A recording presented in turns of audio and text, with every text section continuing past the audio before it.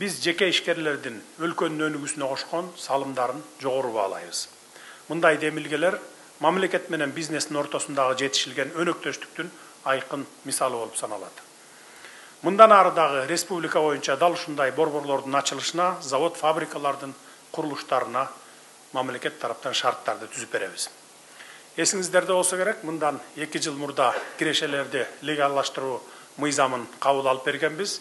Мына ошонун натыйжасы менен биздин Өмүрбек Токтогулович сыяктуу көптөгөн бай бизнесмендерибиз капиталдарын легалдаштырып келишип, чет өлкөгө эмес, өзүбүзгө ушундай хабтарды, завод фабрикаларды жана башка курулуштарды кура башташты. Буга чейин ушундай эле мыйзам 1 эмес 2 жолу кабыл алынган экен, бирок чийки болуп ал мыйзам иштебей келиптир. Биз бизнес чөйрөсүндө жүргөн жарандарыбыздын катышуусу менен мыйзамды дыкат иштеп чыгып кабыл алып бердик. Мына натыйжасын үзүрүн эми сиздер, жалпы эл жана мамлекет көрүп жатабыз. Өмүрбек Токтогулович эле эмес, мен аттарын атабай эле коеюн, башка биздин бай жарандарыбыз дагы кирешелерин легалдаштырып келишип, жеке инвестицияларын өлкөбүздө курулуп жаткан ар тармактагы ири масштабтуу курулуштарга, завод фабрикаларга, пансионаттарга, 5 жылдыздуу отелди курууга салып жатышат.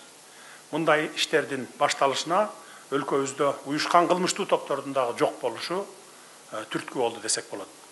Биз мамлекет тараптан бардык ишкерлерди мындан ары дагы колдоого алабыз, жардам беребиз. Ошондуктан мындан ары капиталдарыңыздарды өз өлкөбүзгө жумшаңыздар. Салыктарды өз мамлекетибизге төлөңүздөр, мамлекет колдоп, кубаттап гана турабыз.